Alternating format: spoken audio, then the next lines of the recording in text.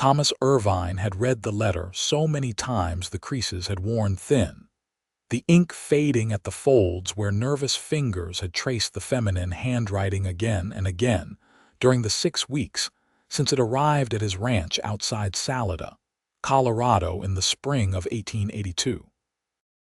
The words promised him a gentle, soft-spoken bride who enjoyed needlework and hymns, a woman seeking the quiet life of a rancher's wife, far from the bustle of Philadelphia society. He had pictured her 100 times while riding fence lines or breaking horses, imagined her blushing at his compliments, grateful for his protection in this untamed land, where the Rocky Mountains scraped the sky and danger lurked in every shadow.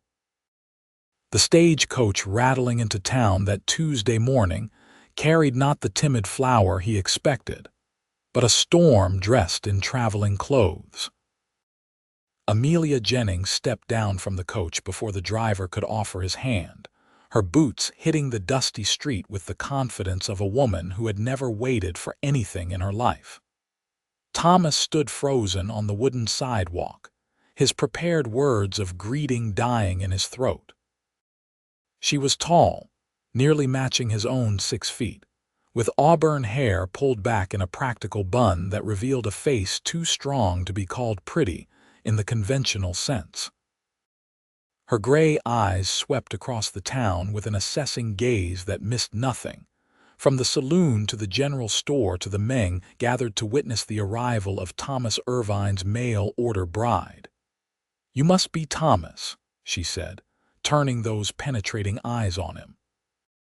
Her voice carried none of the musical softness he had imagined. It was direct, clear, the voice of someone accustomed to being heard. "I am Amelia Jennings. I hope you brought a wagon because I have 3 trunks and they are quite heavy." "I thought you said you were bringing only what was necessary," Thomas managed, his carefully constructed fantasy crumbling with each word she spoke. "These are necessary," Amelia replied without hesitation. She gestured to the driver, who was already wresting the first trunk from the roof of the coach. "That one contains my medical supplies and textbooks. The second has my clothes and personal items. The third holds my veterinary instruments and reference materials." Thomas felt the stares of every man on the street boring into his back. This was not how this was supposed to go. His bride was supposed to be demure, modest, in need of his strength. "You did not mention in your letters that you were a doctor." "I am not a doctor. I am a veterinarian, or I would be if the Pennsylvania Veterinary College had not refused my application on account of my sex." Amelia brushed dust from her dark green traveling dress with brisk efficiency. "However, I studied with my father for 7 years before his death, and I assure you my knowledge of animal medicine is extensive. I assume you keep livestock on your ranch." "Of course I keep livestock. It is a ranch." Thomas heard the defensiveness in his own voice and hated it. "Then my skills will prove useful." She turned her attention back to the luggage. "If you could assist with loading these, I would appreciate it. The journey has been long, and I would very much like to wash the trail dust away." The ride to the ranch passed in uncomfortable silence. Thomas kept stealing glances at the woman beside him on the wagon seat, trying to reconcile this reality with the gentle bride he had imagined. Amelia sat straight-backed, her gaze taking in the landscape with what appeared to be genuine interest rather than the fear he had expected.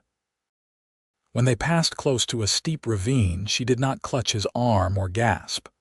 When an eagle swooped low over the road, she followed its flight with appreciation rather than alarm. "How many head of cattle do you run?" she asked suddenly. "About 340 horses, give or take." "That is a substantial operation for one man. You have hired hands, too. Miguel and his son Carlos. They live in the bunkhouse near the main barn." Thomas paused, then added with perhaps more edge than he intended, "They are good men. Loyal." Amelia turned to look at him directly for the first time since they had left town. "Why would you think I would question their character based on their names, Thomas? My father's most trusted colleague was a man from Mexico. Dr. Rafael Montoya taught me half of what I know about treating horses." Thomas felt heat creep up his neck. "I apologize. I did not mean to imply anything about you."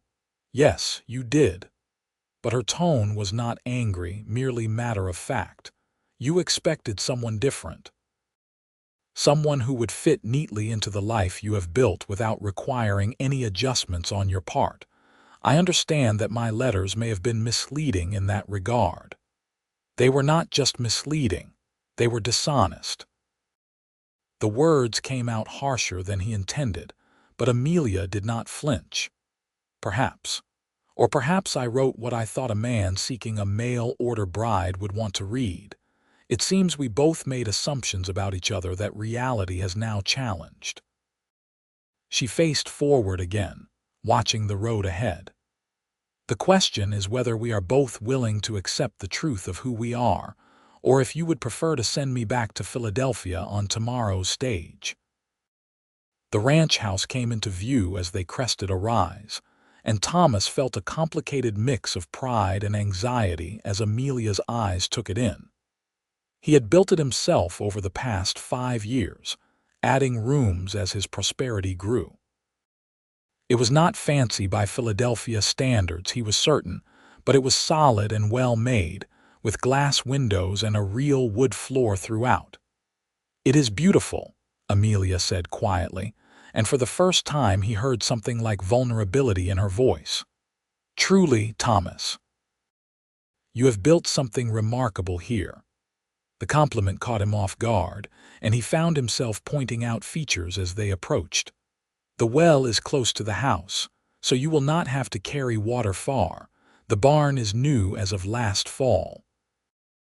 I built the chicken coop against the south side of the house so they stay warmer in winter, and you can collect eggs without going out in deep snow." "You built all of this yourself?" "Miguel and Carlos helped with the barn. But yes, mostly myself." Amelia was quiet for a moment, then said, "I have never built anything with my hands except perhaps arguments with stubborn professors. I would like to learn, if you would be willing to teach me." Something in Thomas's chest loosened slightly at those words. He pulled the wagon to a stop in front of the house and set the brake. "I thought you said you studied veterinary medicine for 7 years. "I did, but building a life is different from memorizing anatomy." "I may not be the bride you expected, Thomas Irvine, but I am here to stay if you will have me.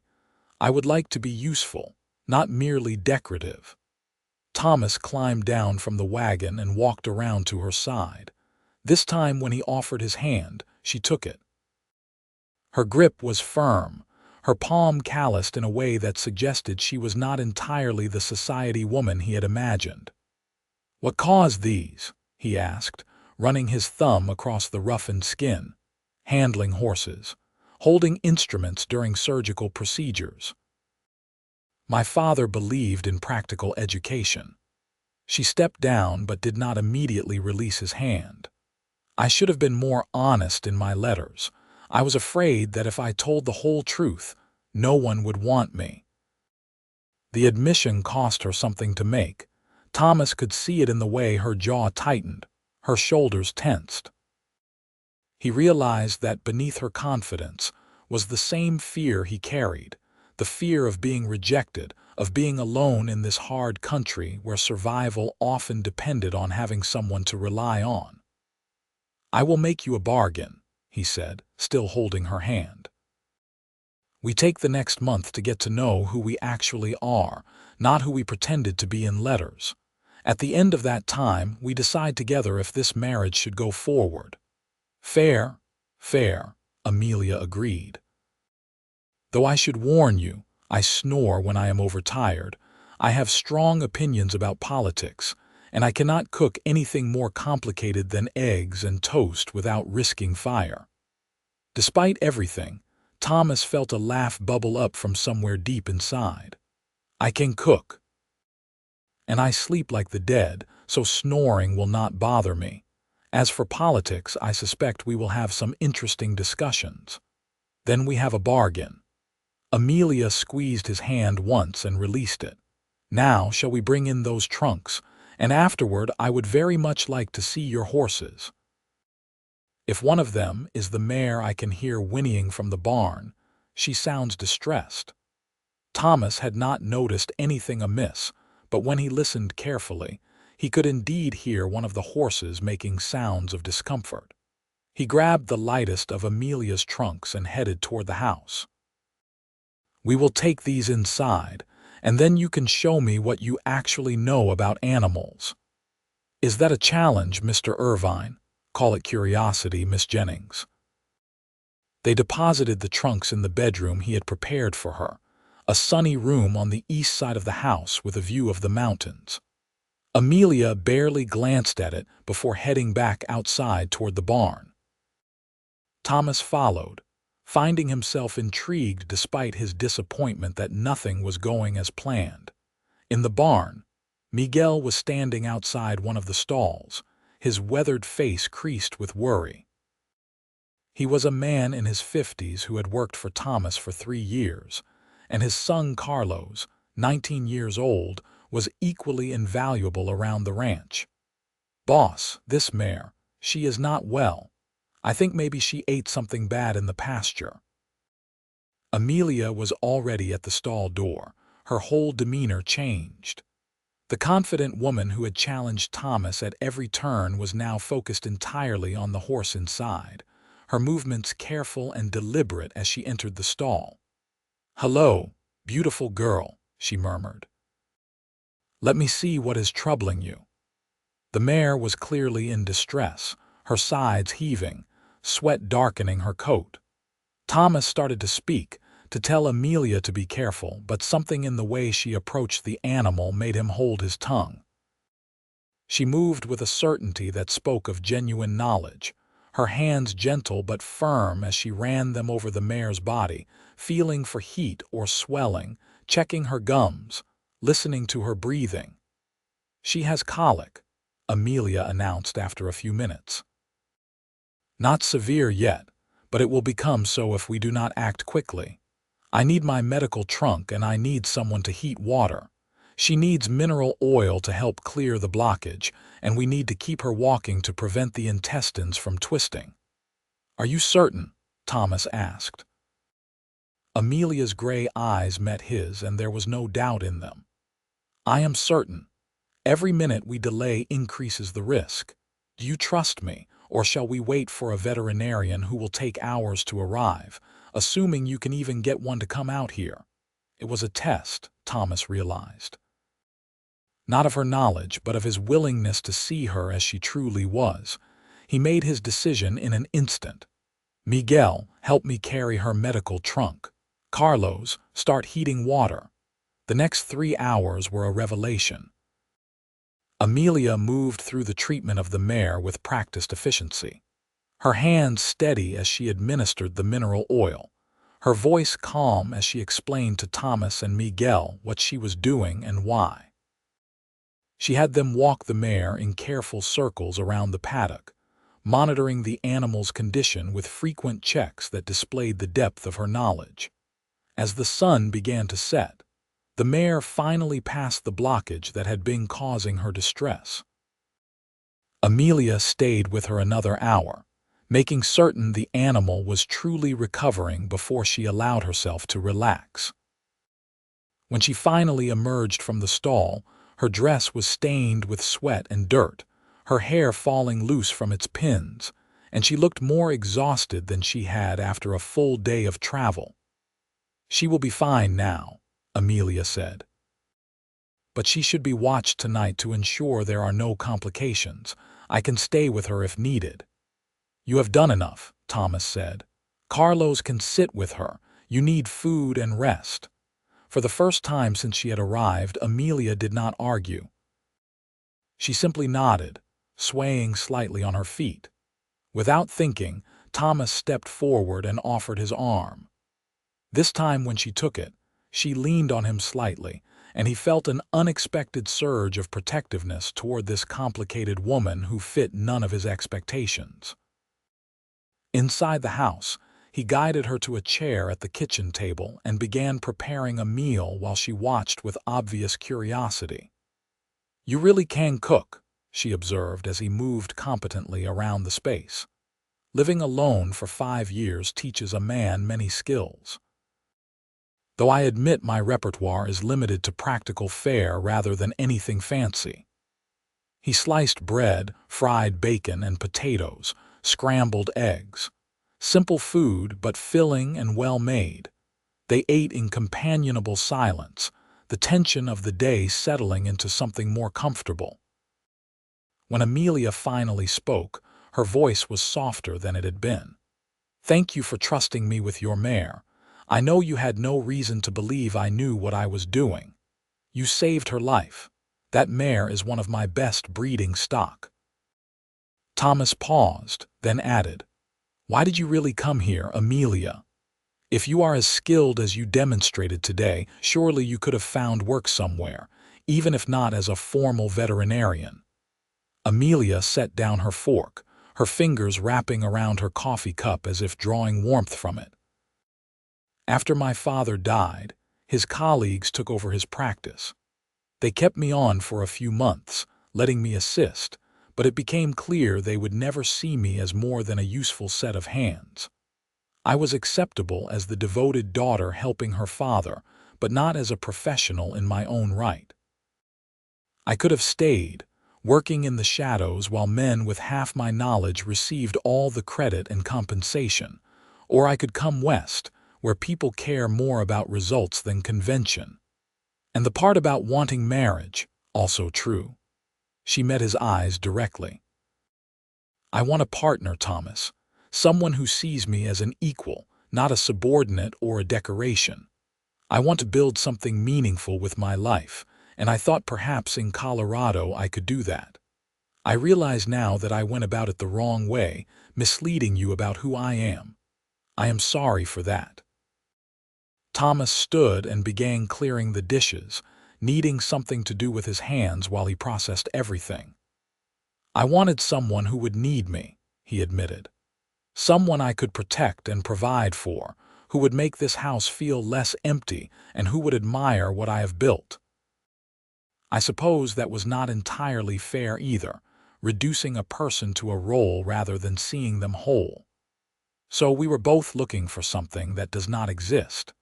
Amelia rose and began helping with the dishes despite his protest. "The question remains whether we can want what does exist." He looked at her then, really looked at her. She was not the bride he had imagined, but standing in his kitchen with her sleeves rolled up and determination in her eyes, she was entirely herself. Beautiful in a way he had not expected, strong in ways he had not known to want. "I think I would like to find out," he said carefully. A smile touched the corners of her mouth, the first genuine smile he had seen from her. "Then we have a month to discover who we are when we stop pretending." The days that followed fell into a pattern that was both strange and surprisingly natural. Thomas taught Amelia the rhythms of ranch life, showing her how to check fence lines, identify potential problems with the herd, read the weather in the mountain skies.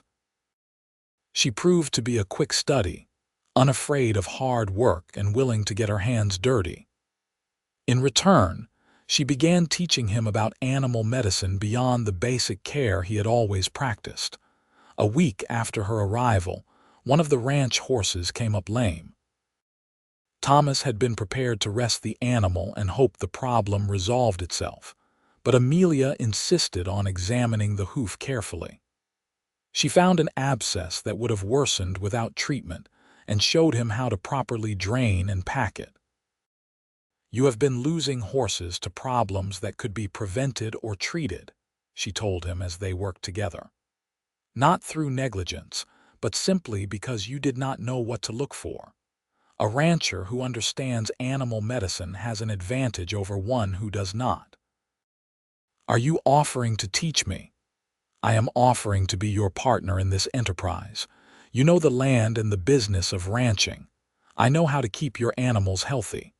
Together, we could build something more successful than either of us could alone."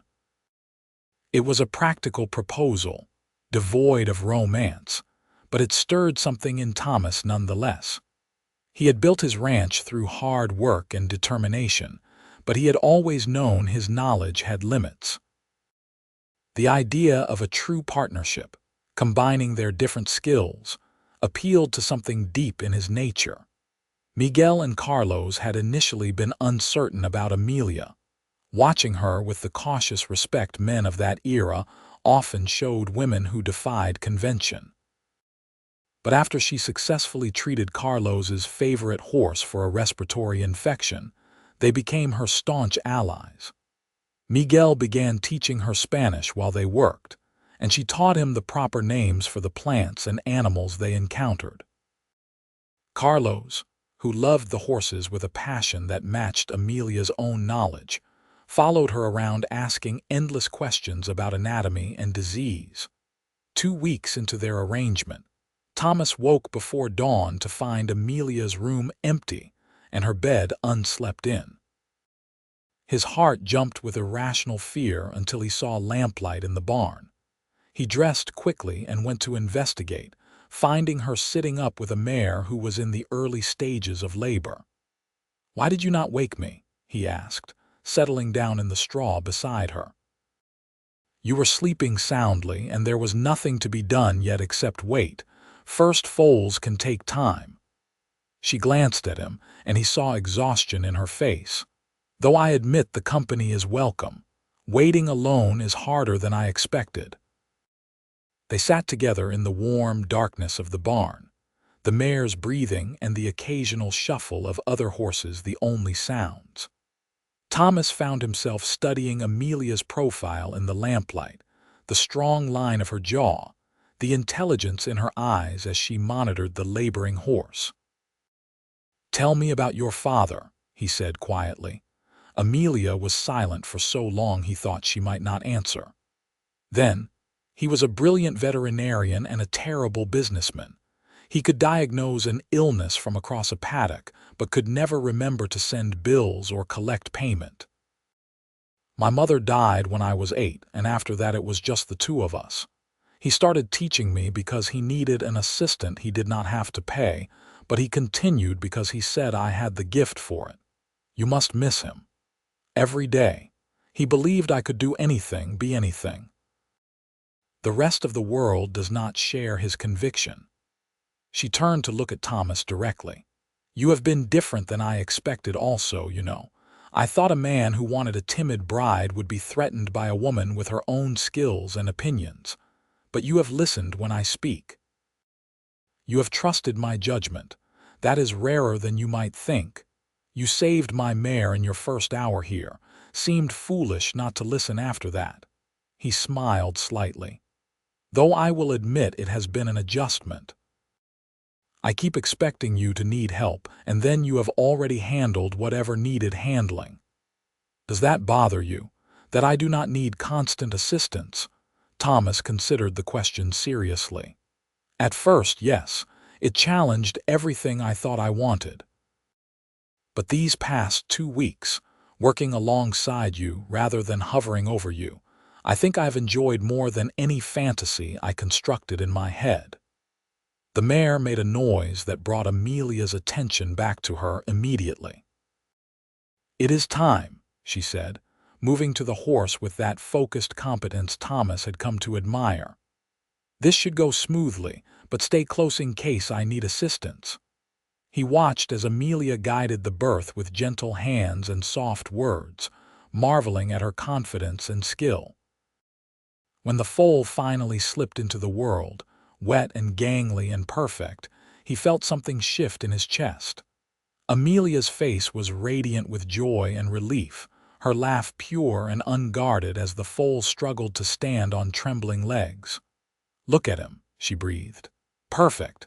Absolutely perfect." Without thinking, Thomas reached out and brushed a strand of hair from her face, his fingers lingering against her cheek. She turned into the touch, her eyes meeting his in the lamplight, and for a moment the world narrowed to just the two of them and the new life they had witnessed together. "Amelia," he started, but she pressed her fingers to his lips, stopping the words. "Not yet," she said softly. "We still have 2 weeks of our bargain remaining. I want you to be certain of what you are choosing." "I am certain," he insisted, but she shook her head. "You are certain right now, in this moment of triumph and new life. But I need you to be certain in the ordinary moments, too. When I argue with you about how to manage the herd, or when I am covered in mud and cursing over a difficult treatment, or when I have an opinion about something you consider your domain. I need to know you can love all of me, not just the parts that fit comfortably into your life." The wisdom in her words made his chest tight. "You are asking me to see you clearly." "I am asking us both to see each other clearly, without the fog of loneliness or desperation or fantasy." She smiled, though there was sadness in it. "I think we could be happy together, Thomas. But only if we build our marriage on truth rather than convenience."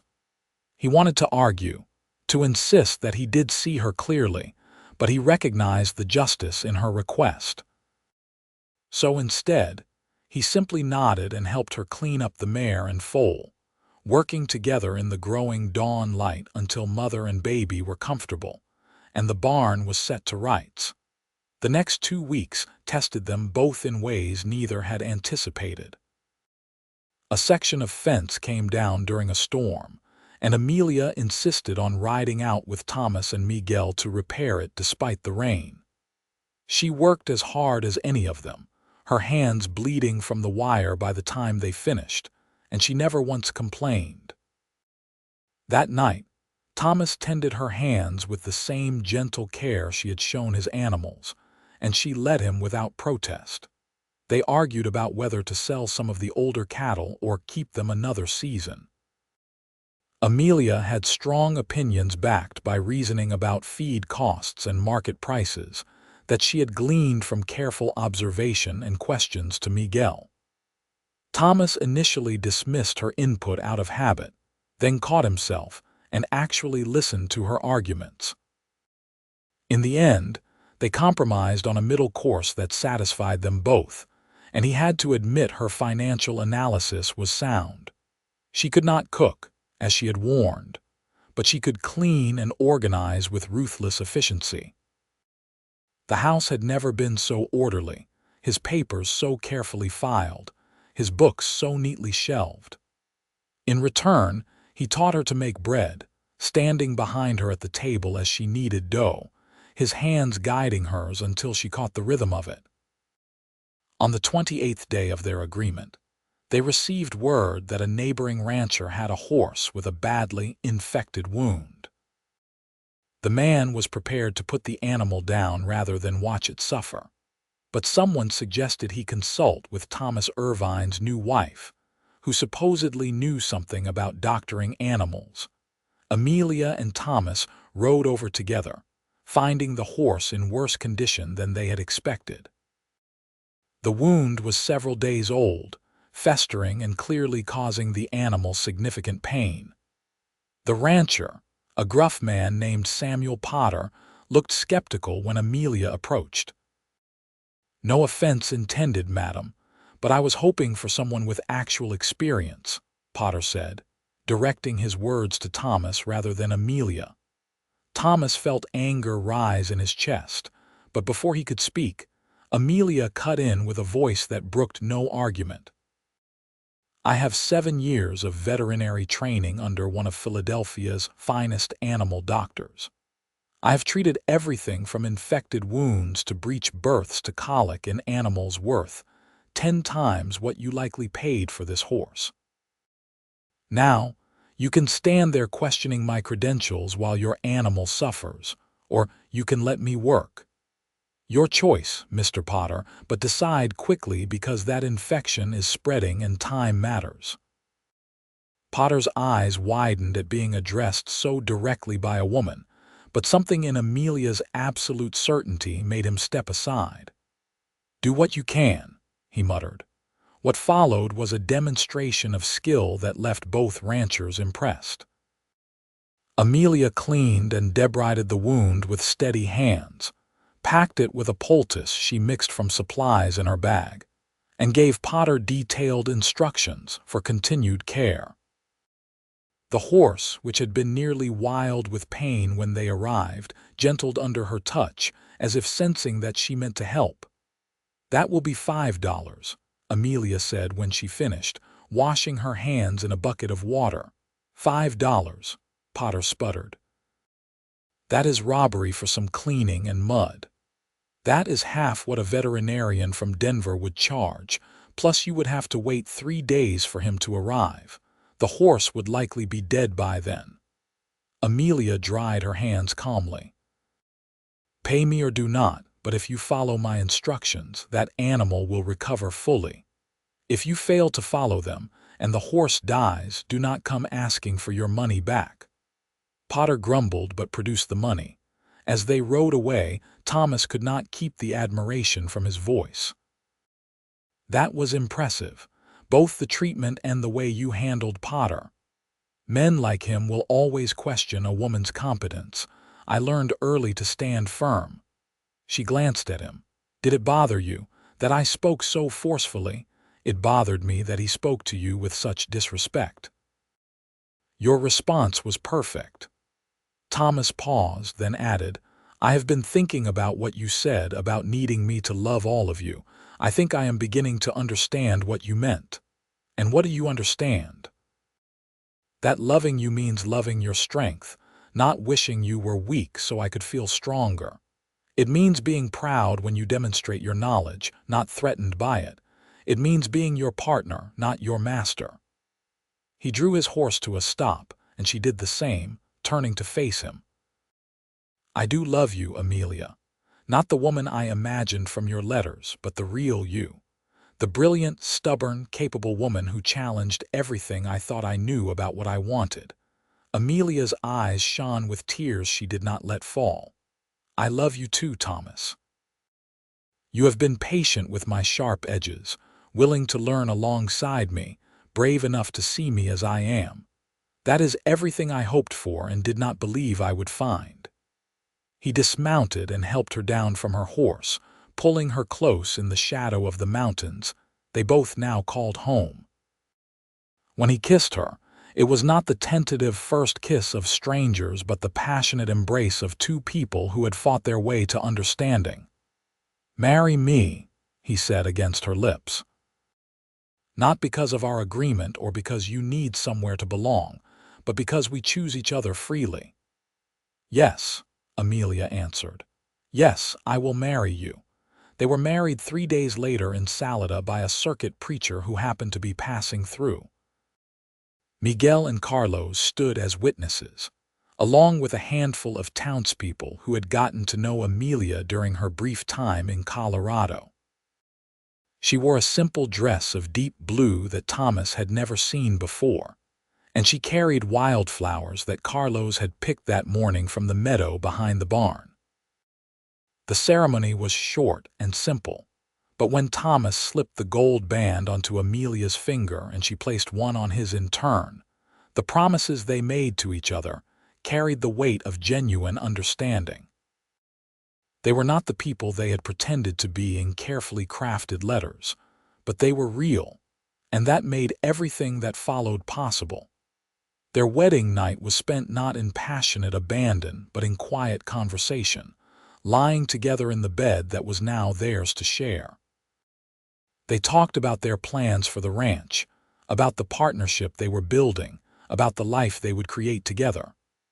When they finally came together as husband and wife, it was with tenderness and wonder, two people learning each other without pretense or performance. The months that followed were not without challenge. The ranch demanded constant work, and there were times when exhaustion left them both short-tempered and snapping at each other over small things. Amelia's tendency to charge ahead without consulting him sometimes frustrated Thomas, while his occasional retreats into old assumptions about what a wife should or should not do irritated her. but they had built their foundation on honesty, and they returned to it whenever conflict arose, talking through their differences until they found common ground. Word of Amelia's skill with animals spread throughout the region. Ranchers who would never have consulted a woman veterinarian under normal circumstances found themselves desperate enough to overlook their prejudices when faced with sick or injured animals. Amelia treated them all with the same brisk competence, charging fair prices and building a reputation that brought additional income to the ranch. By their first anniversary, they had expanded their herd and improved their breeding stock significantly. Thomas had learned enough about animal medicine from Amelia to handle basic treatments himself, while she had learned the business side of ranching well enough to manage sales and negotiations. They were truly partners in every sense of the word, their different strengths complementing each other perfectly.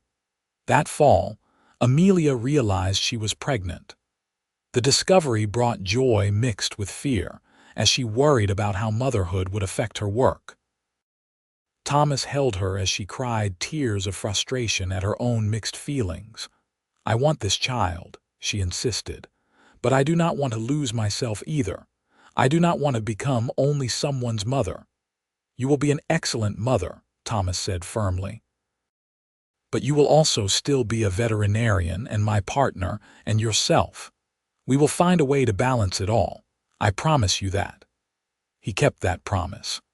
When their son was born the following spring in 1884, Thomas took over more of the daily ranch work so Amelia could recover. But he also made certain she had time to continue her veterinary practice, even if it meant strapping the baby to his back while he mended fences or moving the cradle into the barn, so she could monitor a patient while the child slept nearby. They named their son Daniel, and he grew strong and healthy under the combined care of his devoted parents. Amelia proved as competent at motherhood as she was at everything else, though she approached it with the same practical efficiency rather than the sentimentality expected of women in that era. Thomas loved her more for it, for the way she could discuss the baby's bowel movements with clinical precision one moment and sing him to sleep with surprising tenderness the next. When Daniel was 6 months old, Amelia took on her biggest case yet. A wealthy rancher from Denver had heard of her skills and sent word that he would pay handsomely if she could save his prize stallion, which had been injured in a fight with another horse. The wounds were severe, and the animal's temperament made treatment dangerous. Thomas worried about her taking such a risk, especially with the baby so young, but he bit back his protective instincts and instead asked, "What do you need from me?" "Come with me," Amelia said. "Both of you. I will need your steady hands if I am to have any hope of stitching those wounds properly, and I do not want to be away from Daniel for the days this will take." So they made the journey to Denver as a family, drawing curious stares as they traveled. The stallion was every bit as challenging as advertised, but working together, Thomas holding the animal steady while Amelia worked with focused precision, they managed to clean and suture the worst of the wounds. The rancher was so impressed that he not only paid Amelia's fee, but recommended her services to other wealthy horse owners in the region. "You could open a proper veterinary practice in Denver," the man suggested. "With your skills and my recommendations, you would have more work than you could handle." Amelia glanced at Thomas, who stood holding their son and watching her with pride in his eyes. "I appreciate the offer," she said, "but my practice is in Salida on my husband's ranch. That is where I belong." That night, in the hotel room in Denver, Thomas asked her, "Do you ever regret not pursuing that opportunity? You could have everything you wanted in the city." "I have everything I want right here," Amelia replied, nursing Daniel while Thomas sat beside her on the bed. "A partner who sees me clearly and loves me anyway. Work that challenges me, a son I adore. What more could I possibly need? The recognition you deserve, the respect of your peers. I have your respect, Miguel's and Carlos's respect. The respect of the ranchers who overcome their prejudices to seek my help because they know I am the best at what I do. She shifted the baby to her other breast and leaned her head against Thomas's shoulder. I did not come west to be famous, Thomas. I came west to be free, and I am. They returned to Salida and threw themselves back into the life they were building. Daniel grew into a curious toddler who loved the animals as much as his mother did, and by the time he was 3, he was already following Amelia around asking questions about everything he saw. Thomas watched his wife teach their son about the world with the same passionate intelligence she brought to everything, and he fell in love with her all over again. In 1887, when Daniel was 3 years old, Amelia gave birth to their second child, a daughter they named Caroline. She was as different from her brother as Amelia was from the bride Thomas had once imagined. Fierce from the moment she entered the world and demanding in a way that exhausted and delighted them both. Raising 2 children while managing a ranch and a veterinary practice tested them both, but they had learned by then how to lean on each other, how to ask for help when needed, how to carve out moments of connection even in the midst of chaos. Miguel and Carlos became honorary uncles, watching the children when Thomas and Amelia both needed to be away from the house. The ranch continued to prosper, their reputation growing along with their family. One evening when Caroline was 2 years old and Daniel was 5, Thomas came in from the barn to find Amelia sitting at the kitchen table with papers spread around her. She looked up as he entered, her eyes bright with excitement. "I have been doing calculations," she announced. "And I think we could afford to hire another hand or 2, which would allow me to take on more veterinary cases, which would bring in more income, which would allow us to expand the herd further." Thomas sat down across from her, studying the neat columns of numbers in her precise handwriting. "It is a sound plan, but I wonder if perhaps we are expanding too fast.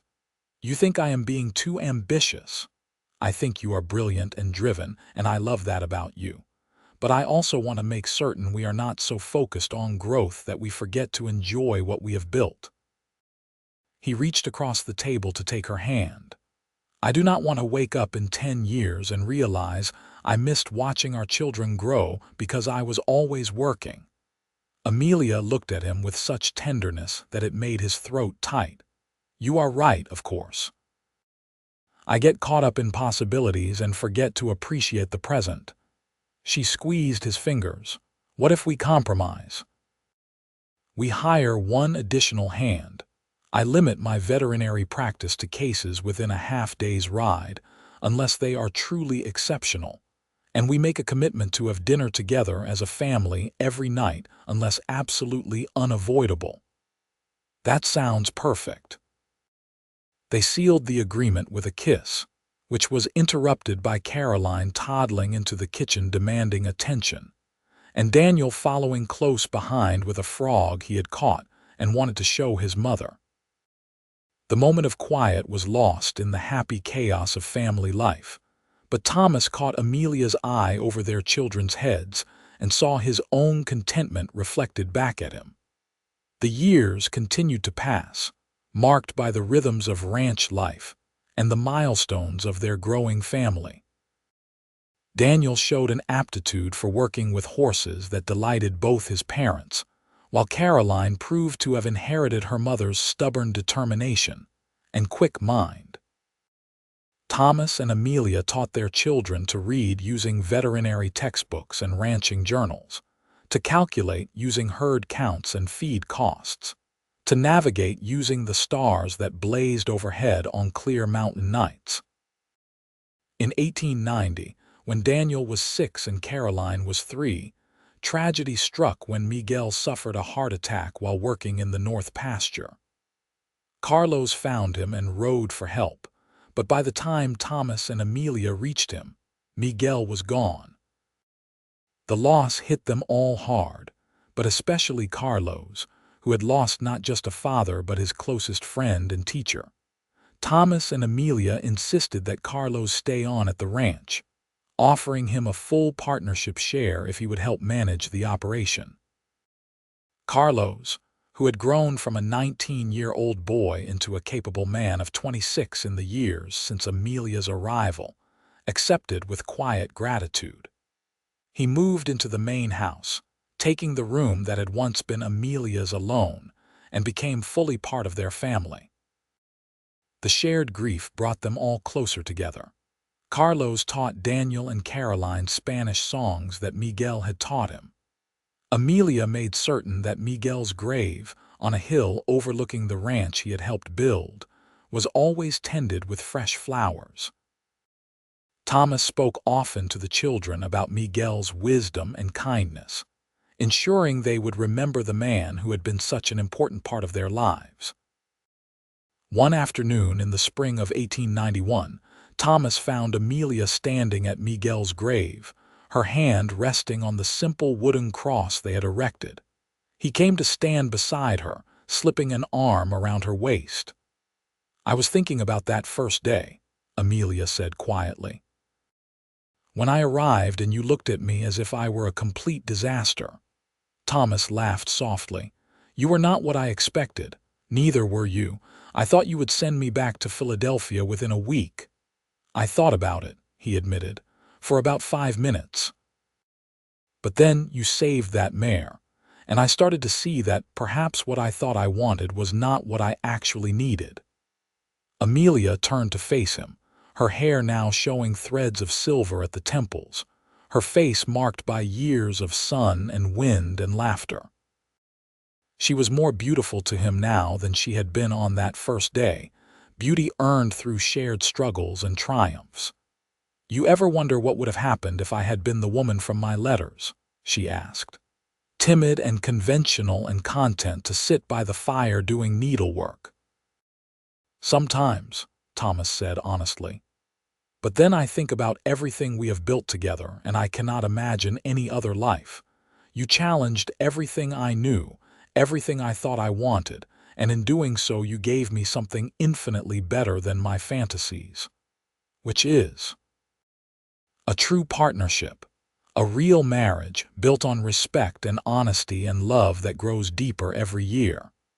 He pulled her close, resting his forehead against hers. "You are the best thing that ever happened to me, Amelia Irvine, even if it took me a few weeks to figure that out." She kissed him then, slow and sweet, the kiss of two people who had learned each other thoroughly and still found wonder in the discovery. When they walked back down the hill together, their children came running to meet them, Daniel on his pony and Caroline on foot, both of them chattering about a calf that had been born that afternoon. That evening, after the children were in bed and Carlos had retired to his room, Thomas and Amelia sat together on the porch watching the sun set behind the mountains. The ranch stretched out before them, the product of years of hard work and shared vision. The cattle grazed peacefully in the pastures. The horses moved like ghosts in the gathering darkness. Smoke rose from the chimney of the house they had made into a home. "I have been thinking," Amelia said, her head resting on Thomas's shoulder, "about adding a proper clinic building. Somewhere I could treat animals without taking over the barn or the kitchen. What do you think?" Thomas smiled, recognizing the spark in her voice that meant she had been planning and calculating. "I think that sounds like an excellent idea. We could build it near the barn with good light and room for storage. You would help me design it, of course. We are partners, remember?" "I remember." She turned to kiss his cheek. "I remember everything, Thomas. Every moment from the day I stepped off that stage and saw the look on your face to right now. All of it has been worth it. Even the hard parts, especially the hard parts. They taught us how to be strong together instead of weak separately." She stood and pulled him to his feet. "Come to bed." Morning comes early, and I have a horse to check on before breakfast." They went inside hand in hand, locking the door against the wild darkness outside, but knowing they were safe within the life they had created. That night, as every night, they fell asleep tangled together, comfortable in the space they had learned to share. The years continued their steady march. Daniel grew into a young man who combined his father's practical wisdom with his mother's quick intelligence. He took over more and more of the ranch management, proving himself capable beyond his years. Caroline, as fierce and independent as Amelia had ever been, announced at age 10 that she intended to become the first female veterinarian to graduate from an actual college, not just study under a parent. Thomas and Amelia supported both their children in their ambitions, just as they had always supported each other. They built Amelia's clinic in 1895, a solid structure with glass windows and proper equipment that became known throughout Colorado as the best place to bring an ailing animal. Amelia's reputation grew to the point where she received inquiries from as far away as Wyoming and New Mexico, though she continued to limit her practice to maintain balance in her life. In 1898, when Thomas turned 42 and Amelia 40, they celebrated their 16th wedding anniversary by taking a trip to Denver without the children, leaving Daniel and Caroline in Carlos's capable care. They stayed in a fine hotel, ate in restaurants, and attended a lecture on modern veterinary techniques that had Amelia talking excitedly for hours afterward. "You miss the city?" Thomas asked as they walked the streets of Denver together. Amelia considered the question seriously, as she always did. "I appreciate visiting, but I am always glad to leave. The city feels confining now, too many people and too little space. I have become a creature of the mountains and open sky." "As have I." They returned to Salida and their ranch, to their children and the life they had built with such care. The new century approached, bringing changes and challenges, but Thomas and Amelia faced them as they had faced everything, together, as partners, as lovers, as friends. One evening in the spring of 1900, with the 19th century behind them and a new one stretching ahead, Thomas sat on the porch watching Amelia work with a young horse in the corral. She was 52 now, her hair more silver than auburn, her face lined by time and weather. But she moved with the same confidence she had shown on that first day 18 years ago, the same competence and strength that had challenged everything he thought he knew about what he wanted in a wife. Daniel, now 16, came to stand beside his father. "She is something, is she not?" he said, watching his mother with open admiration. "She is everything," Thomas replied, "though it took me a while to understand that." "Tell me the story again," Daniel requested, "about the day she arrived." Thomas smiled, knowing his children never tired of hearing how their parents had met. "I was expecting a timid bride, someone who would fit neatly into the life I had built. What I got was a woman who challenged everything I thought I knew. And you almost sent her back." "I almost did. Instead, I made her a bargain. 1 month to get to know each other truly, and then we would decide if we should marry. But you fell in love with her before the month was up. We both did." Thomas watched as Amelia successfully got the young horse to accept a saddle for the first time. "The best decision I ever made was to see her as she truly was, instead of trying to force her into the shape I thought I wanted. She made me better, challenged me to grow, taught me that partnership is worth more than control." Daniel was quiet for a moment, then said, "I want what you and Mother have, that kind of partnership. Then find someone who challenges you to be better than you are. Find someone who sees you clearly and loves you anyway. Find someone you can build something with, not someone you have to take care of or someone who will take care of you, but someone who stands beside you as an equal." Thomas clapped his son on the shoulder. "And when you find that person, have the courage to let them be exactly who they are." Amelia finished her work with the horse and walked toward the porch, her face bright with triumph. Thomas stood to meet her, pulling her into his arms despite her protests that she was dusty and smelled of horses. "You always smell of horses," he said against her hair. "I would not know you otherwise." She laughed and kissed him, and in that moment, everything that mattered was contained in the circle of their arms. The ranch spread out around them, the product of nearly 2 decades of shared work and vision. Their children were healthy and strong, growing into the people they were meant to be. The future stretched ahead, unknown but unfrightening because they would face it together. That night, lying in bed with Amelia's head on his chest and her hand over his heart, Thomas said, "Thank you." "For what?" "For not being the woman I thought I wanted. For being exactly who you are. For teaching me that love is not about fulfilling expectations, but about exceeding them in ways we never imagined possible."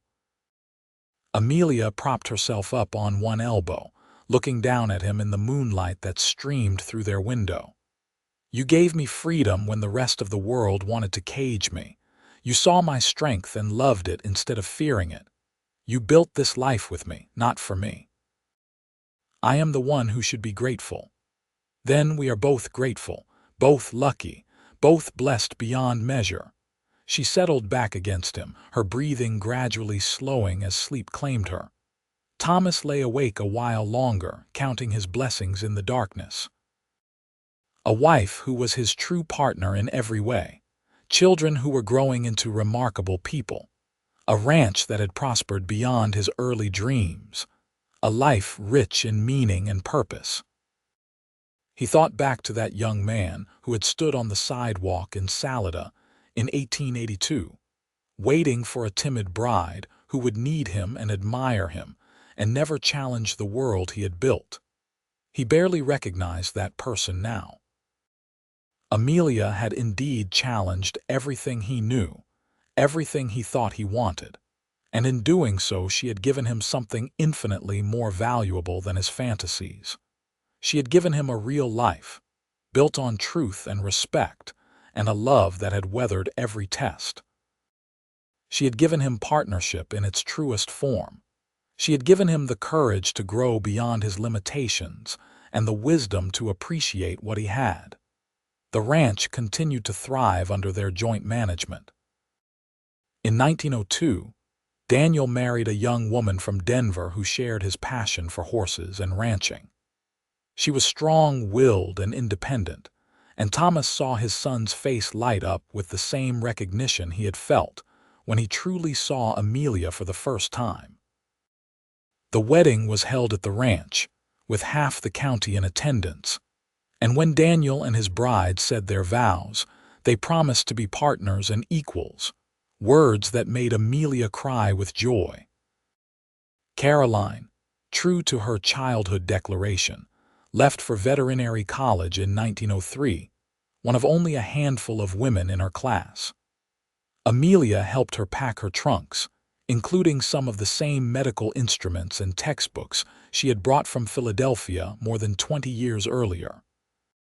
The day they put Caroline on the train to begin her studies, Thomas held Amelia as she wept. "She will be brilliant," he assured her.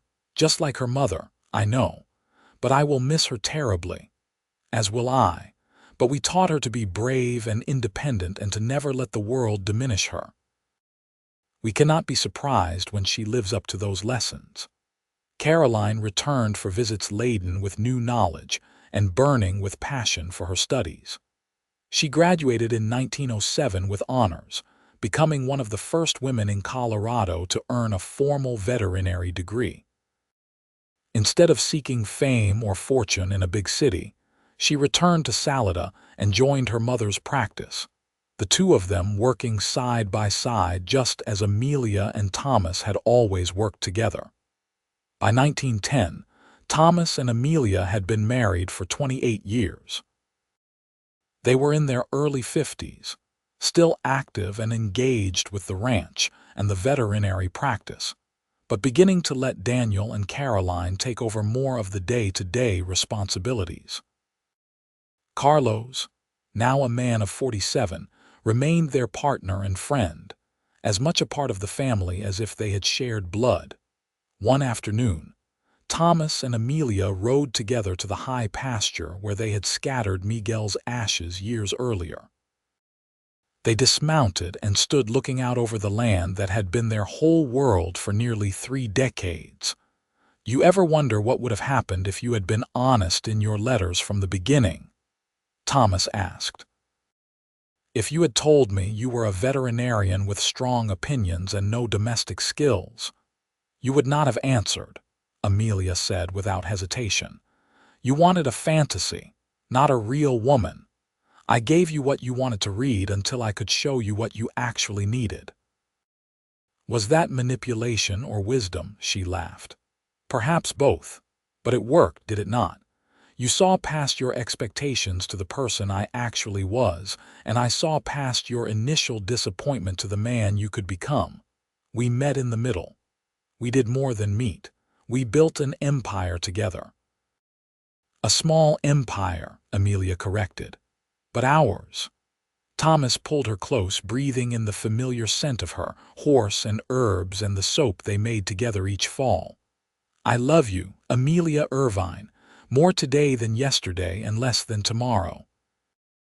"That is terribly sentimental for a practical rancher," she teased, but her eyes were bright with tears. "You have made me sentimental in my old age. We are not old. We are merely well-seasoned." They rode back to the ranch as the sun set behind the mountains, painting the sky in shades of orange and gold and purple. Daniel and his wife were in the main house, their 2 young children playing in the yard under Caroline's watchful eye. Carlos was in the barn, tending to evening chores.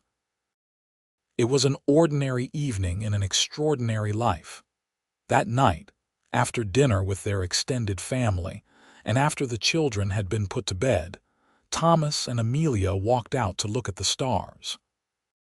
The sky was clear, the Milky Way a river of light overhead, the same stars that had witnessed their first kiss and all the years that followed.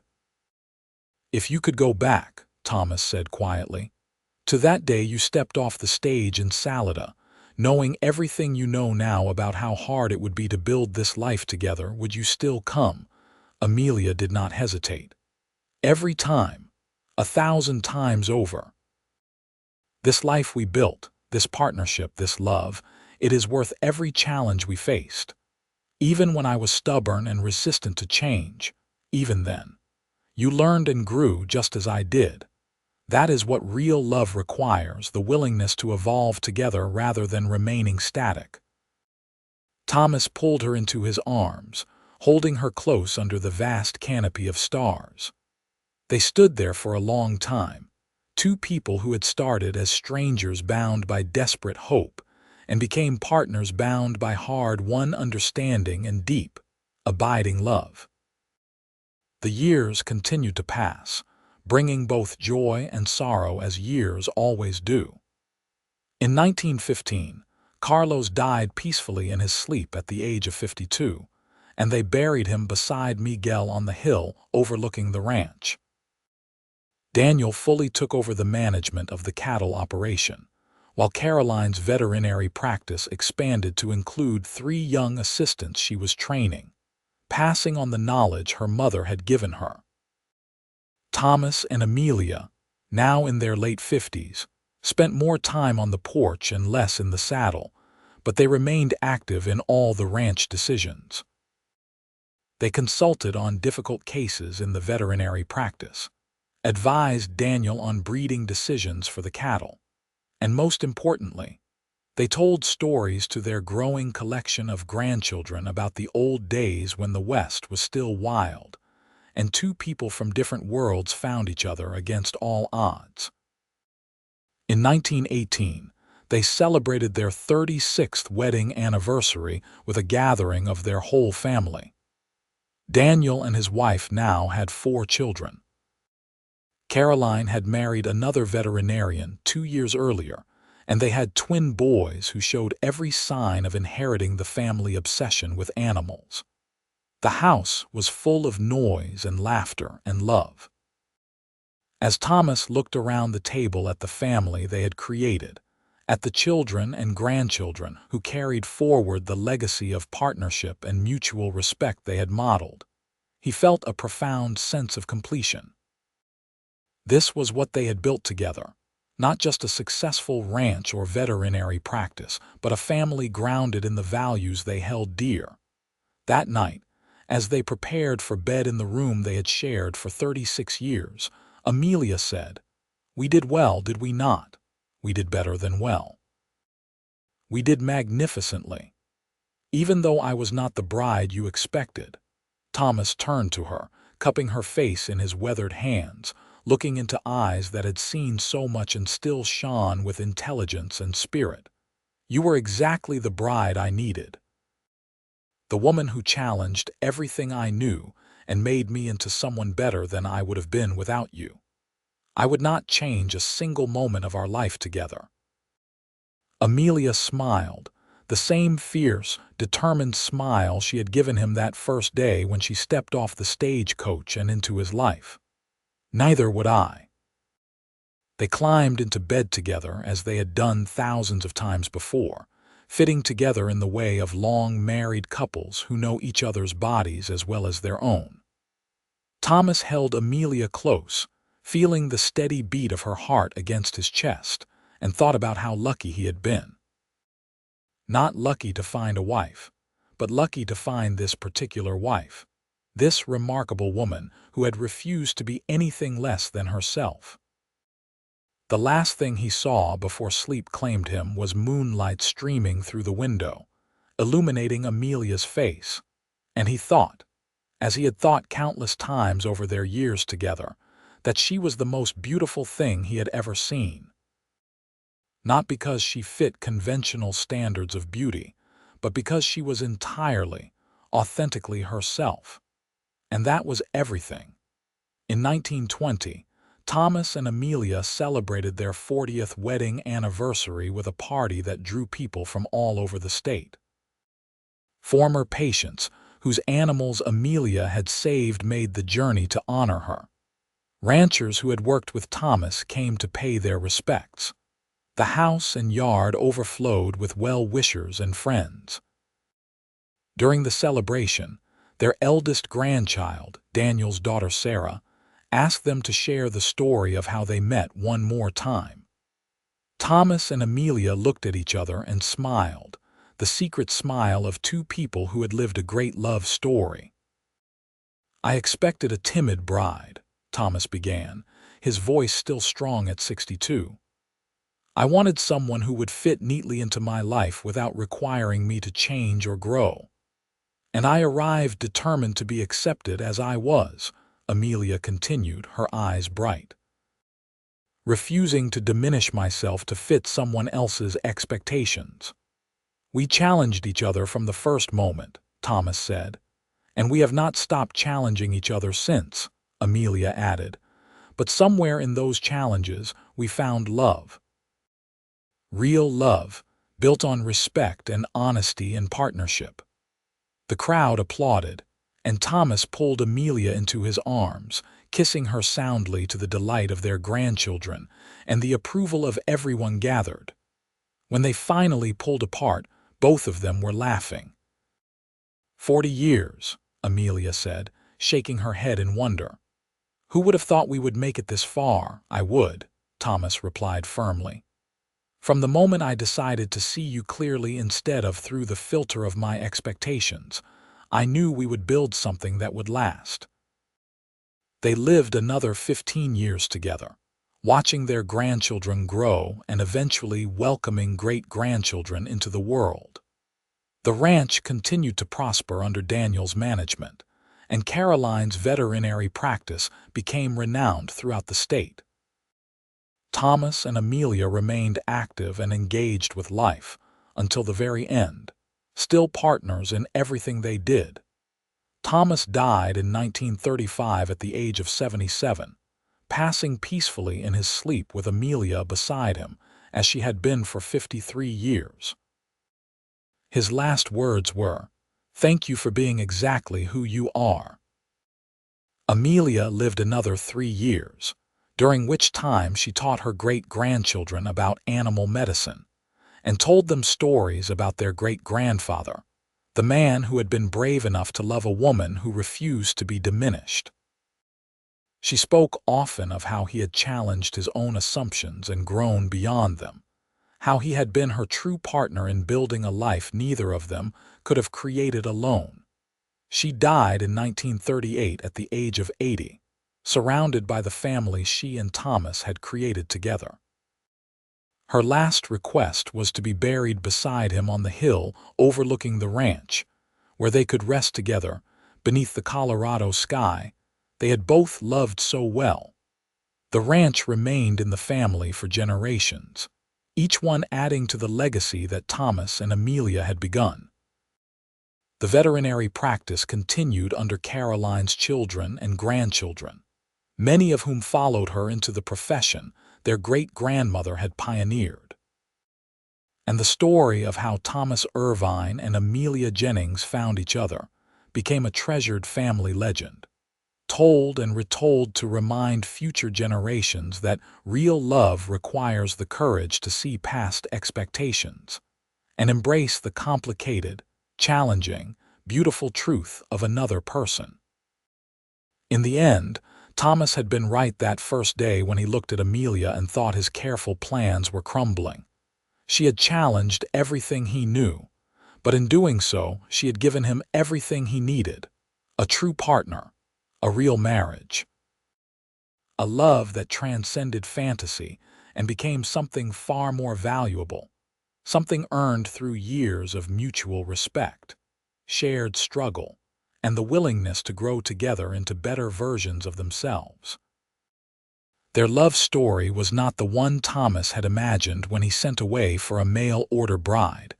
It was better. It was real. And it endured long after they were both gone, living on in the family they created, the ranch they built, and the example they set of what marriage could be when two people chose each other freely, saw each other clearly, and loved each other completely. The legacy they left was not just land or prosperity, or even the successful businesses they had built together. It was the understanding that true partnership requires seeing and accepting another person as they truly are, not as we wish them to be. It was the knowledge that love grows deeper when it is grounded in respect and honesty, rather than fantasy and expectation. And it was the proof that two people willing to challenge each other and themselves could build something extraordinary that would outlast their own lifetimes. Thomas Irvine had expected a timid bride. The woman who arrived challenged everything he knew. And in accepting that challenge, in embracing the reality of Amelia Jennings rather than clinging to his fantasy, he found a love greater than anything he could have imagined. Together, they proved that the best love stories are not the ones that follow a script, but the ones that are written day by day through shared work, mutual respect, and the courage to choose each other again and again, in full knowledge of both strengths and flaws. Their story ended as all stories must, with death separating what life had joined. But the love they built together lived on, woven into the land they had worked, the children and grandchildren they had raised, and the example they had set. In the end, that was their true legacy. Not just a successful ranch or a renowned veterinary practice, but a template for what love could be when given room to grow beyond the constraints of expectation, into the full flowering of mutual recognition and respect.